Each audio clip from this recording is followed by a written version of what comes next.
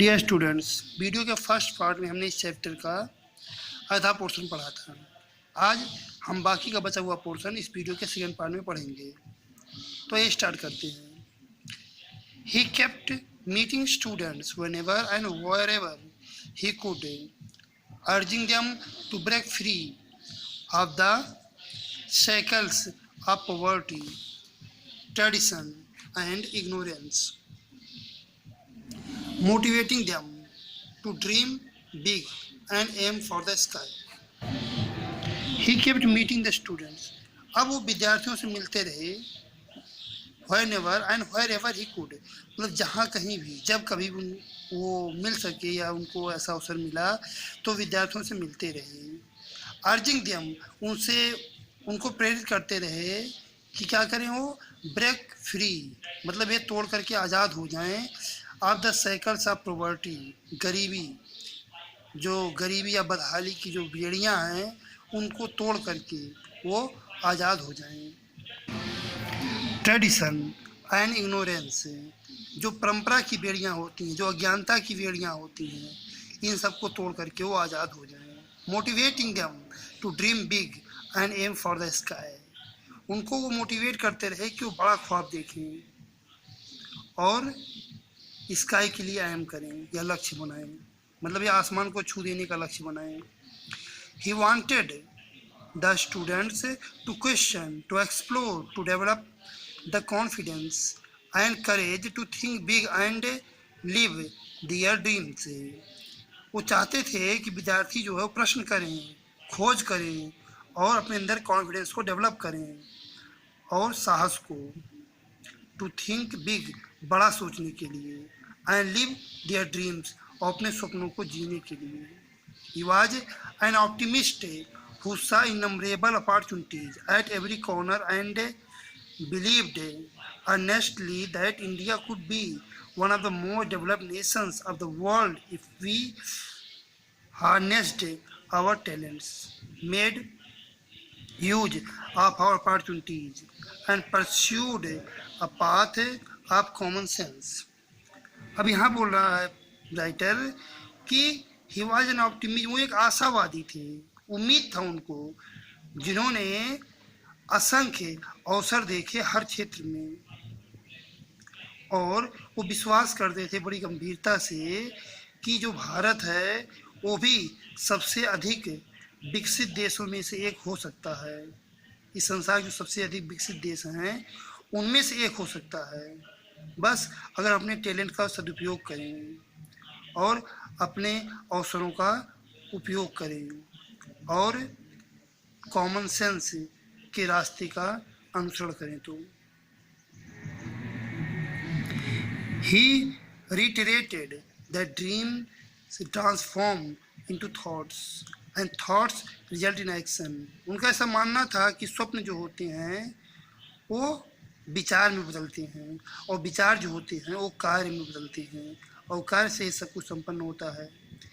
According to him, उनके अनुसार, dream are not those which come while we are sleeping but dreams are those when you don't sleep before fulfilling them.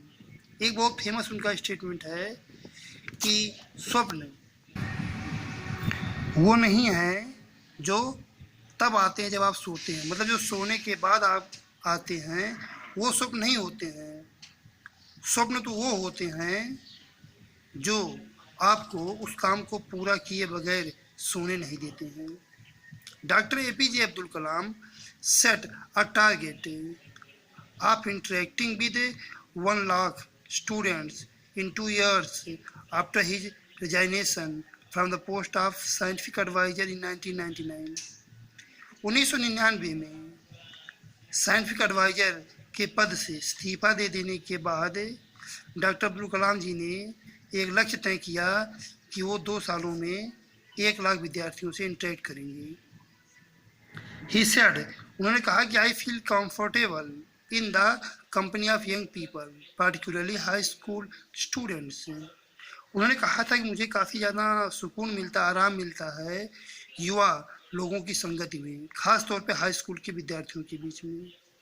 Henceforth, I intend to share with them my experiences, helping them to ignite their imagination and preparing them to work for the developed India, for which the roadmap is already available.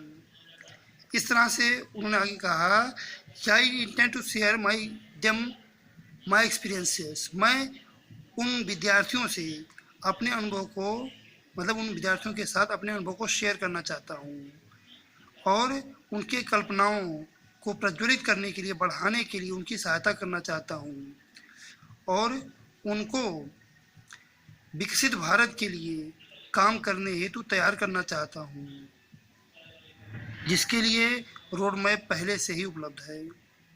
He was an inspiring and visionary leader who wanted young people to have the courage to think differently.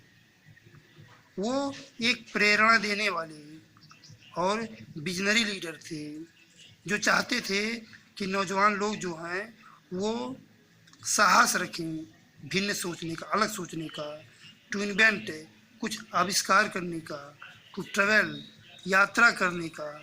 कहाँ पर यात्रा करने का? The unexplored path, ऐसे रास्तों पर जिनको explore नहीं किया गया अभी. टू डिस्कवर द इम्पॉसिबल, असंभव चीज़ों को की डिस्कवरी करने का. To solve problems and to succeed, समस्याओं को हल करने का और सफल होने का. He motivated the students to be active and take on responsibilities and to work for the things. वो स्टूडेंट्स को मोटिवेट किए, किस लिए? टू बी एक्टिव, सक्रिय रहने के लिए और जिम्मेदारियों को लेने के लिए, और टू वर्क फॉर थिंग्स, और उन चीज़ों के लिए काम करने के लिए. दे बिलीव्ड इन, जिसमें वो विश्वास करते थे. And not surrender to fate, और भाग के समझ अपने आप को सरेंडर ना करने के लिए. He was a nation builder in the true sense, सही अर्थों में वो राष्ट्र के निर्माता थे of the term. And transcended caste, religion and language, और वो जाति, धर्म, संप्रदाय, क्षेत्र, भाषा, इन सबसे परे थे. Doctor Kalam was a patriot who pondered seriously about how technology can help the common people, man, the disabled and disadvantaged sections of society. Doctor Kalam एक ऐसे देशभक्त थे जो बड़ी गंभीरता से विचार करते थे कि कैसे तकनीकी जो है वो सामान्य लोगों के लिए सहायक बन सके, जो डिसेबल्ड लोग हैं उनका सहायक कैसे बन सके, और जो समाज का डिसएडवांटेज्ड सेक्शन है उसकी सहायता कैसे कर सके, मतलब ऐसा जो वंचित मतलब ये जो वंचित लोग हैं उनकी सहायता कैसे कर सके.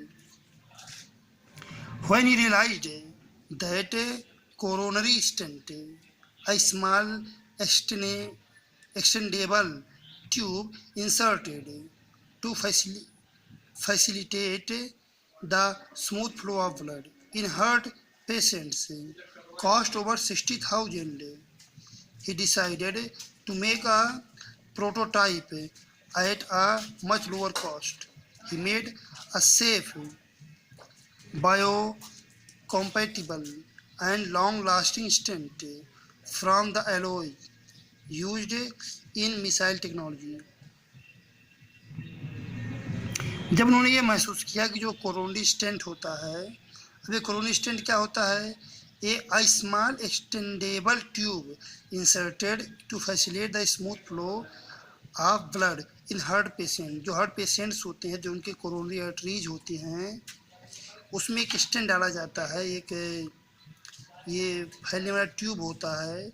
इसके डालने से क्या होता है कि जो उनके कोरोनरी आर्टरीज होती है उसमें ब्लड फ्लो अच्छे से होने लगता है.